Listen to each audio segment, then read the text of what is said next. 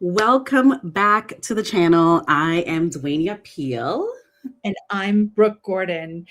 And this is the unofficial review of the CEO Club on Prime Video.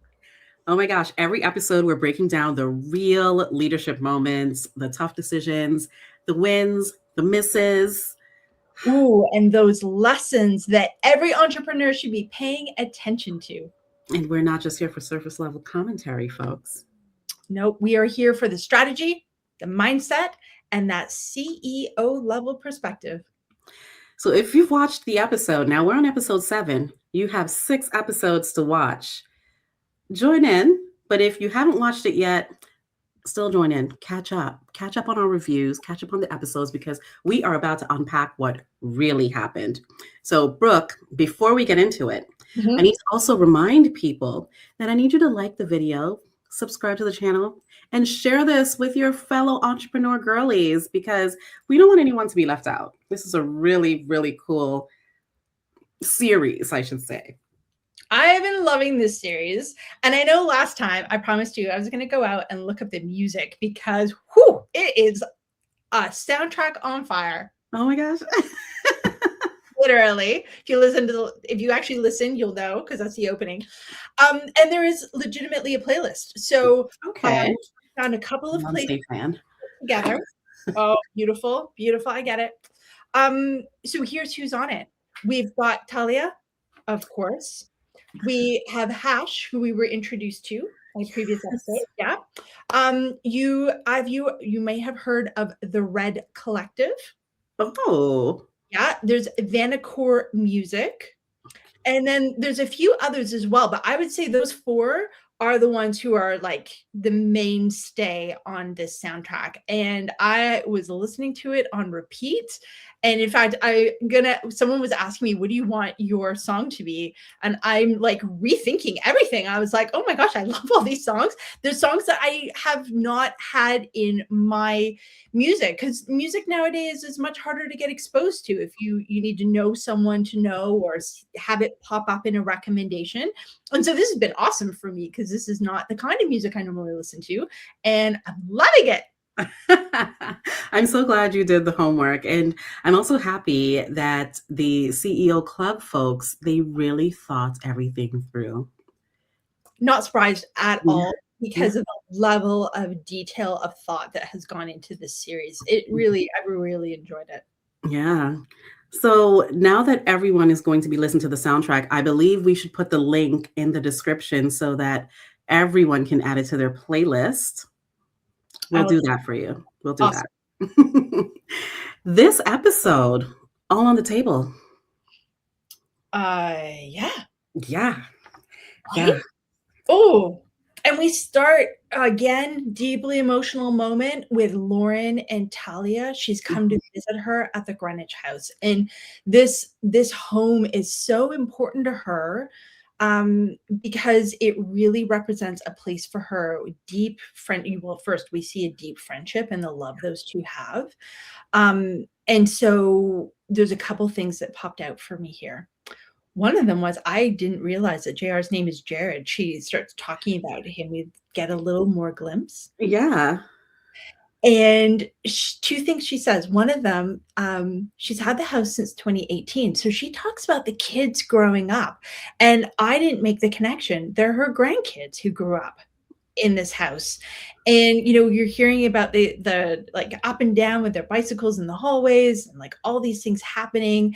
But I'm also like, that's only 2 years before COVID, and Amber's older, grandkids are older. And I'm like, the kids are the grandkids. And that took me a moment to clue into.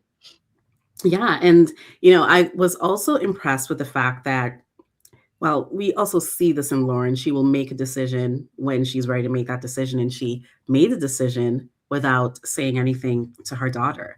Like, this is our past. We have to move on from this because the house was gifted to her. It was her birthday present from JR. So, I get her feeling like, oh my gosh, I need to hold on to this because the memory is my grandkids. But I also have to move on. She has to find all those doors that she needs to close to go to the next chapter. Oh, so powerful, and she says, "I need to have less things and more of me." Mhm. I got chills. Even just saying it again, I got, like, chills when I heard that, and it's something that really resonated with me because I think about, the things that I've acquired over the years. Like, one of the things in this room where I'm standing are a row of books. They're my favorite books from when I was a little kid, and there's a part of me that's like, "You're not reading these, you should let them go." And then there's this other part that's like, "These are deeply familiar for me, and they are very just comforting to know that they're there and I can Mhm. access them if I want to." And there's a whole theory around libraries around that if I really wanted to, but a couple of them have been inscribed, and so it's just one of those things. But there's other things that I'm like, you know what? I have been carrying this because it's easier to keep it than it is to let it go.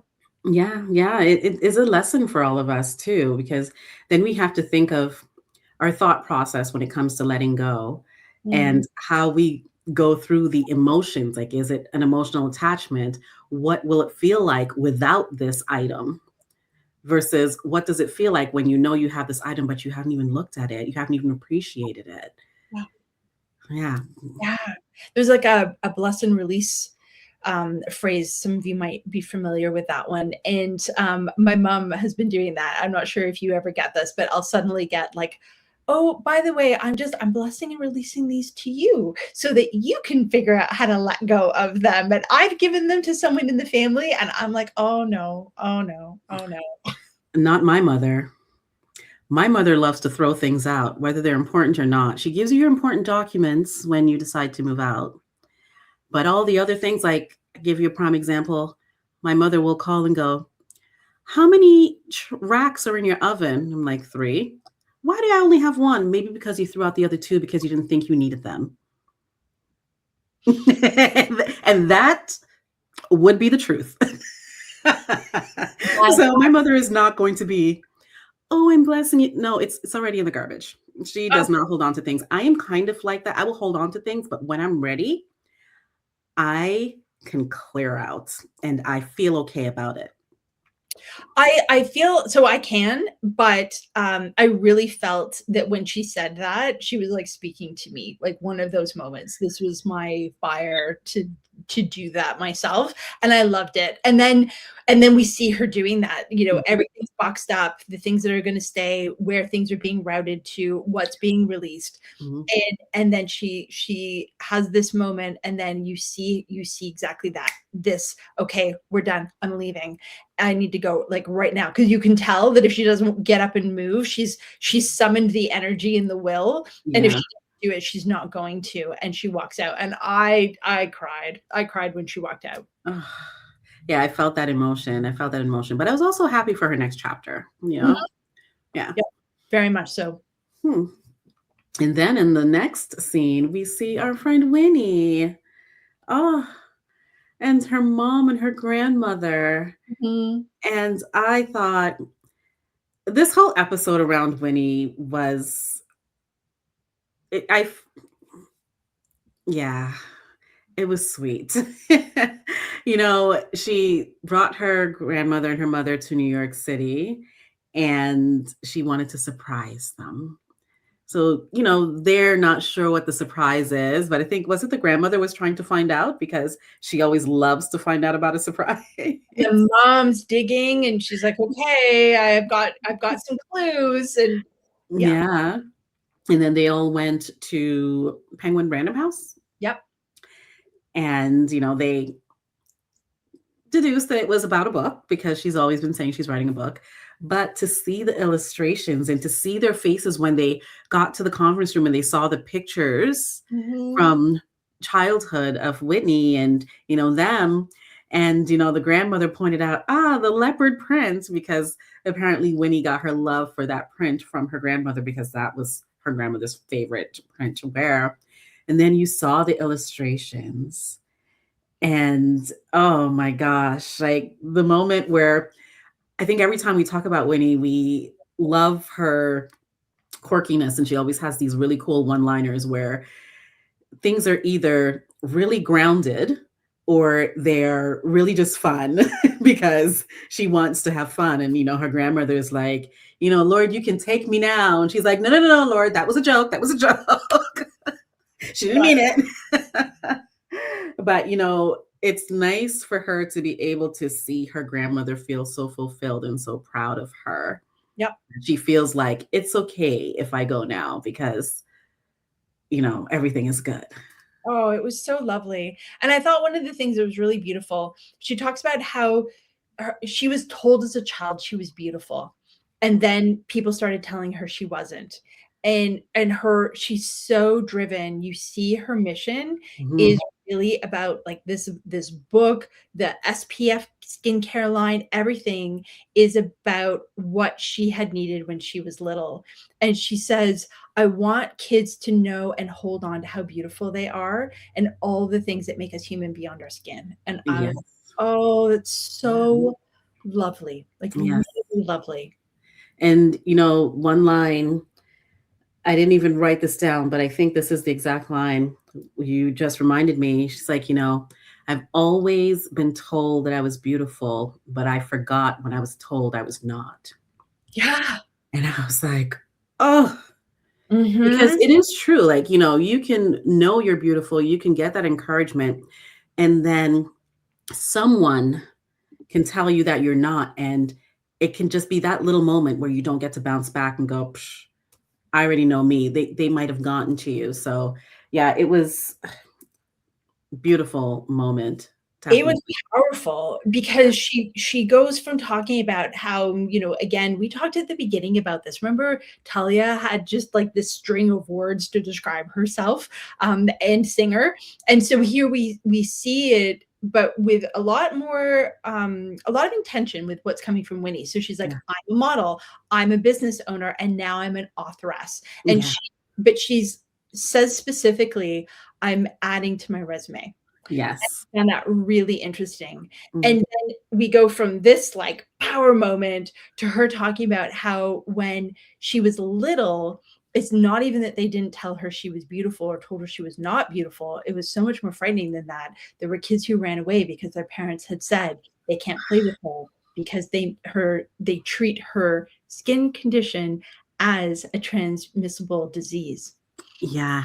Because you And might catch it. You're not allowed to play with her because you might catch it. That gutted me. That gutted me because, on one hand, I understand when you don't know what things are, right? So in the era that she grew up, I'm sure there was not a lot of conversation around vitiligo. I Mhm. think the first time I ever really heard that word was from Michael Jackson describing that he had vitiligo. And I didn't know what it was.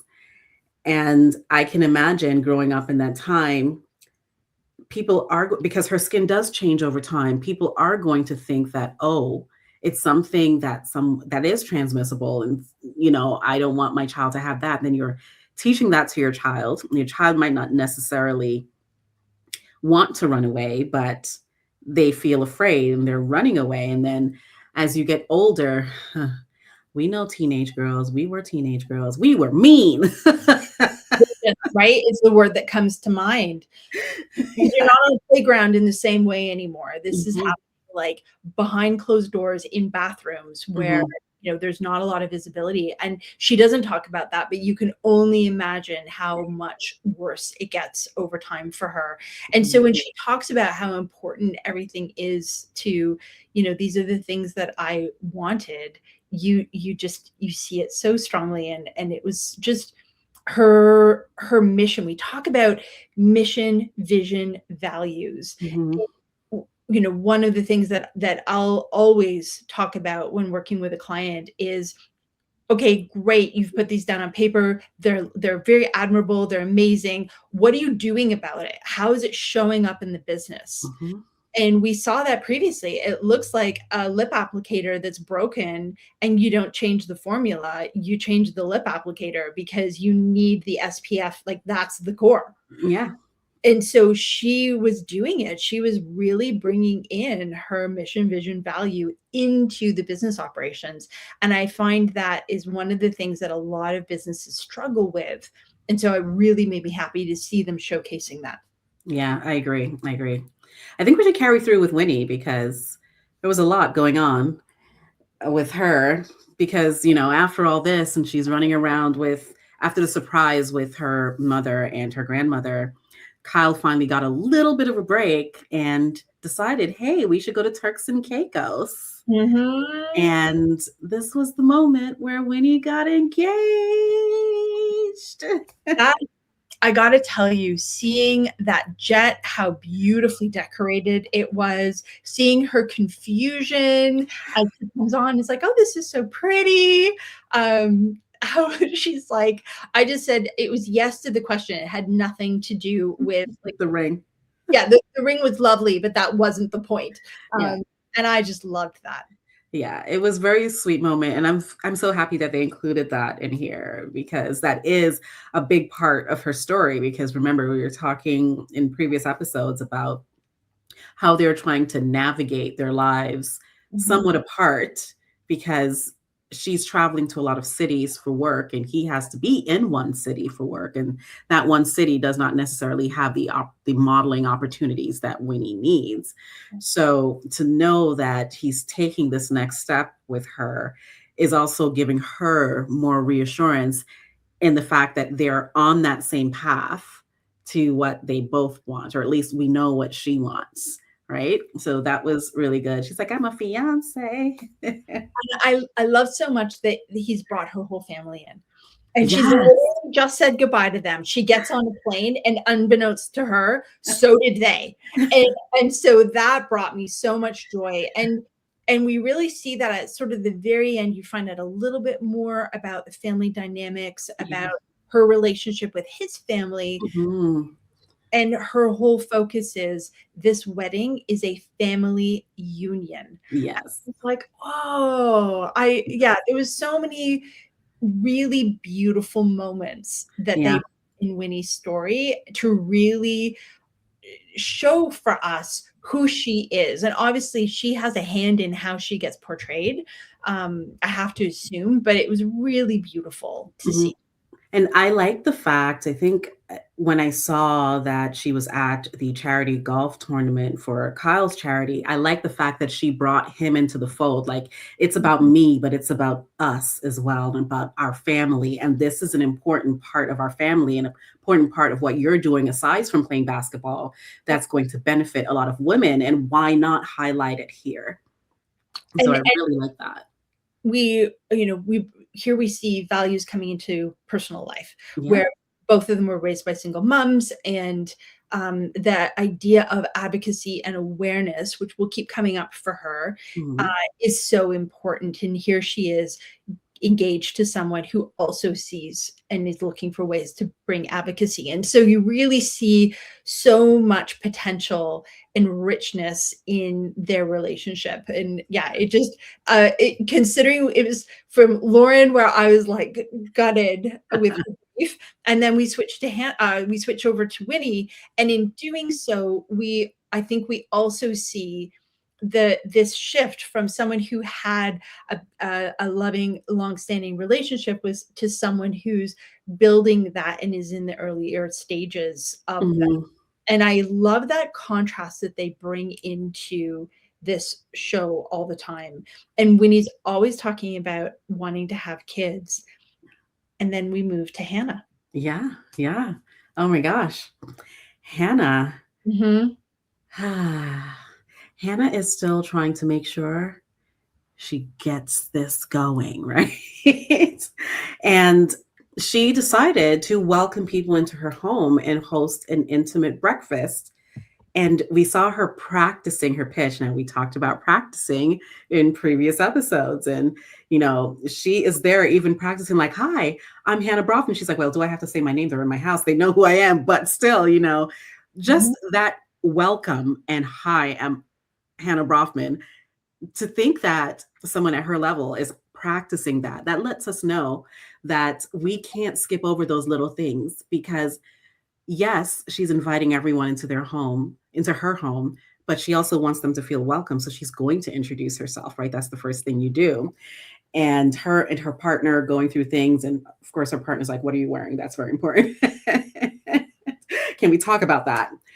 And I really enjoyed seeing the mix of people Mhm. who were present. I'm about to turn on my Beyonce fan, but I'm going to move it away from the mic. Who were present in this group. It seemed like a very wide demographic, like when it came to ethnicity, also age. Mhm. It was really good to see that in the crowd. I don't recall approximately how many people were there. She doesn't say, and it's hard to tell because, oh, just a quick aside, you've heard us talk before, if you've heard the previous episodes, about how lovely Hannah's home is. And all I kept looking at was the storage. I was like, this is my problem with the stuff. I have nowhere to hide it. I was surprised about the second floor and the staircase. I was looking at that. I was like, oh, show me more. It's just like, let's But go upstairs and we'll see what outfit. I was like, you have an upstairs as yeah, well? I didn't Uh, know that.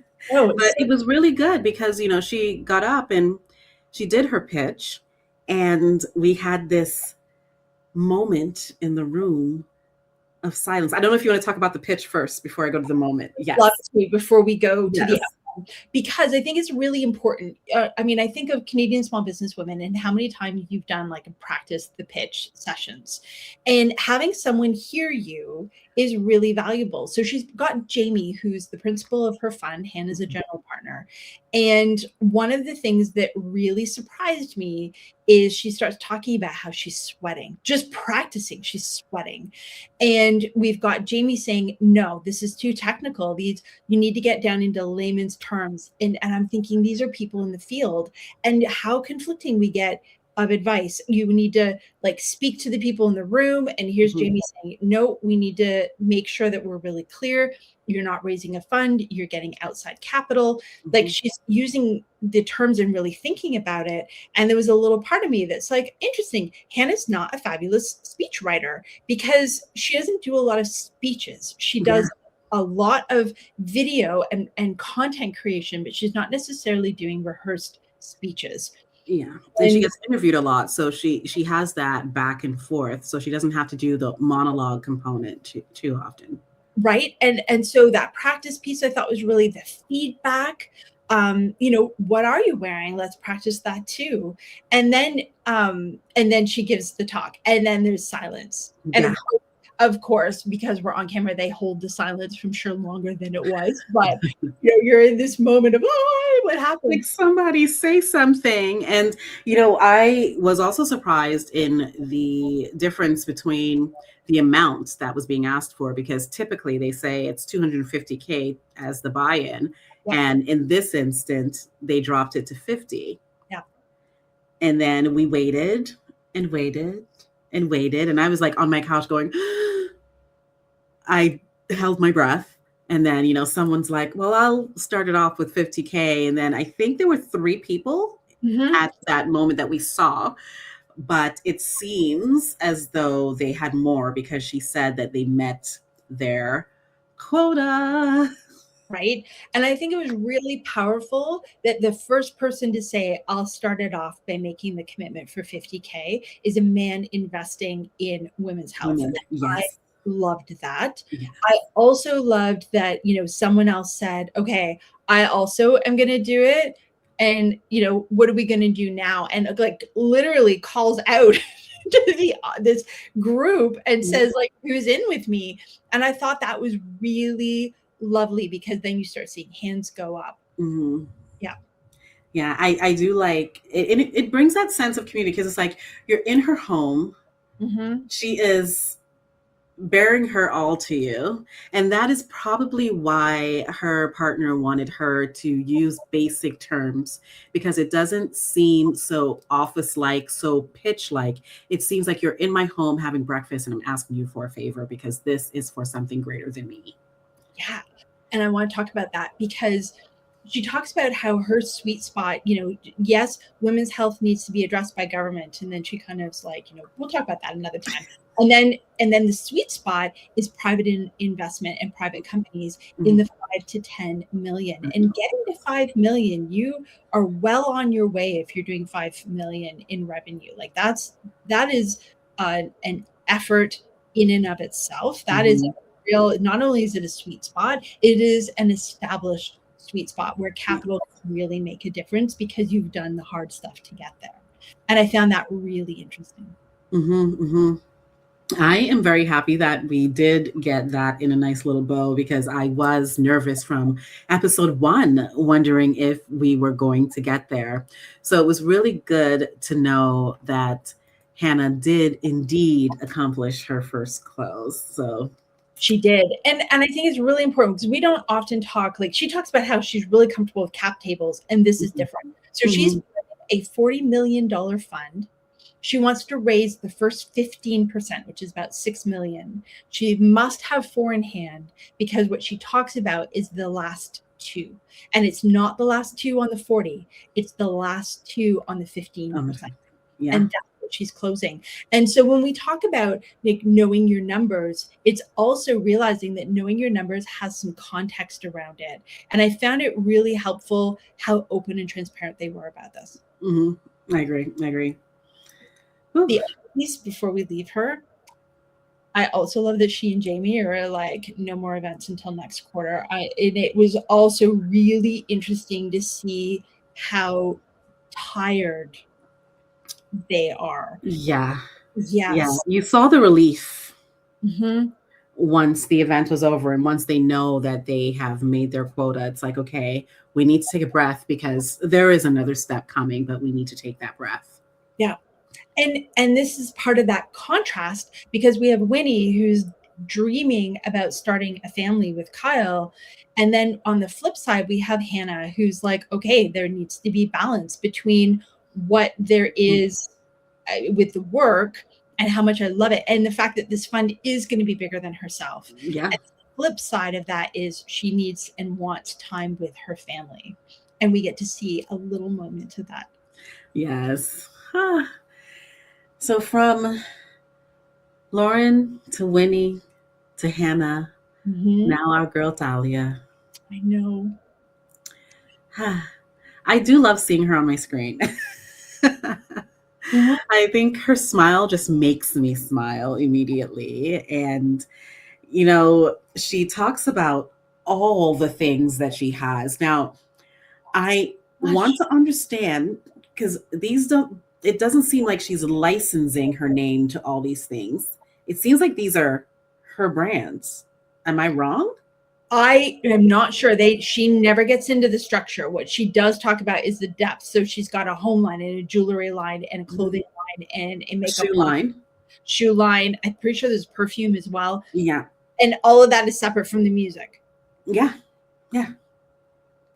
And And they're all doing well. they're doing well, which is again a contrast where we've seen Dee struggle and Yeah. Alia is just crushing it, which is amazing. And we can see why because Talia's been a household name for so long, so she has that following and she's nurtured that following over the years. Mhm. So, anything she puts her name to, they are going to follow it. And now she decided that she wanted to do a Christmas album. Oh, I love that because you and I talked in a previous episode that we expected that her grief was going to get channeled into her music. Yes, And we this felt is it. the nostalgia, Christmas, but the fact that she names it the melancholic Christmas. I know. Oh, and then talking about like what it means to separate from your family. So whether you're separated through loss, you're separated because of immigration, you're separated Distance. for so many reasons. Yeah. And this idea that it's actually not meant to be melancholy, but instead this beauty that we're not alone and we are like doing this together. Hmm. Just loved it. Yeah, I was very impressed with how she came up with this and how her team also plans on doing the marketing. I'm sorry. Huge team. Yet again, Huge. huge team. She's got a lot happening. There's a lot to do for her launch. And for those of you who are, getting something off the ground, this is where having resources makes a difference, because she's not doing it herself. She had the idea of being in Rockefeller for Christmas, and her team's like, okay, let's figure out how to make that happen for you. And then just does. I mean, and if you know, like I used to live in New York City, and Rockefeller Center is the place to be for Christmas because you see the huge tree.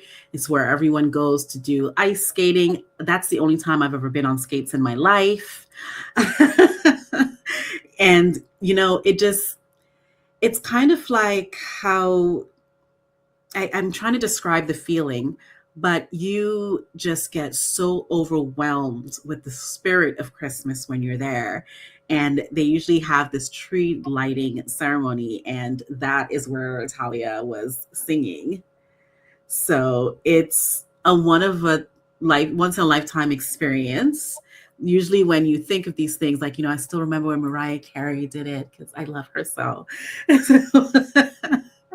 So this is a huge deal for her, and Mhm. also for the Latin American crowd to see someone like them at Rockefeller Center. That is huge.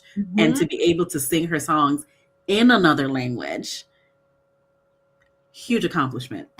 Wonderful. And here we have, in the way that they've portrayed this, breadth of representation and how broad that can really mean. So here you're talking about like Latin music and a Latin audience, and compare that in some ways to Winnie, who's so strong on building out the book because that's what she wanted to see. And I love this line as they wrap up Talia's story, which I thought was beautiful, like beautiful wrap up for her. It takes ovaries every day to do what we do. I I was like, oh. love it. I love it. I love it. Oh, this was such an amazing episode. Oh my Mhm. gosh. Like, if you were to rate this one, what would be your rating? I don't know how they could improve on it. It was beautiful. It was emotional. We've talked before about how it almost feels like there's a bit of an armor or a barrier. And this time we really get through that and seeing these people. So for me, this episode 7 was definitely a 10 out of 10. Yeah, 10 out of 10. Yeah, yeah, I loved it. Wow. I mean, I concur. I would only say 9.5 because it's hard for me to give perfection. But this was really good because I like to see when the circle is closed, Mm, right? So I got to see that circle closing for Hannah, mhm. and I got to see that circle closing for Winnie. I got to see that circle closing for Talia. Lauren has had a lot of circles closed because this is her show. To me. So yes, I thought it was beautiful. We definitely got to see a lot of projects come to an end, and I really like that. Yeah, me too. And again, was this a perfect episode? These are real people's lives. What does perfect have to do? Like, it's not a fit. But I don't know where they could improve. It was so refreshing and lovely, and the the core messages were all there, Hmm. around venture capital, around expanding to new markets and representation, about the importance of finding that balance into family, the significance of pivoting, like Hmm. all of that. And in Lauren's case, she's pivoting not because she wants to, but because she has to, which is usually the case. And so all of those pieces, I think, really got woven together wonderfully in this episode. Yes. Oh my gosh. Well, guys, this is our take on this episode 7, all on the table. Wait, who put it all on the table? Let's talk about it. I feel like everyone. Lauren put it all on the table when she sold the house, like all Mhm. on the table. Yeah, Hannah, when she like brought people into her home Hmm. and outright asked them for money in her Hmm. home, which we know was like one of the hardest things for her to do. Yeah. We've got um Winnie put it all on the table because we got to see her real personal life and that whole engagement piece. I feel like that's putting your whole life out there on the table. Right? Like, most intimate moment, and it was Mhm, filmed, and here we are talking mhm, about it. mhm, And then I think, for Talia, it was that deep intimacy of bringing in that nostalgic Christmas, and really thinking about what does Christmas look like in someone's home, and visualizing that for herself and for others, and the many scenarios where that would be applicable. mhm. And especially for her, she has to put her loss into music. So she's really putting that all on the table. Yes, I agree. I agree. Yeah. Wow. Well, everyone, we want to hear from you. What did you think? Did you agree with our take? Did you disagree? Let us know in the comments if there's any thoughts that you have that's different from ours. And please do, because we are reading them and they are amazing. Really appreciate the engagement that we've been having and all of the fabulous. Some of you agree, some of you don't. Bring it on. We're okay. And make sure that you subscribe to the channel and turn your notifications so that you don't miss out on what we have coming up next. Because the boardroom conversations don't stop when those cameras cut. We'll see you in the next episode. Bye.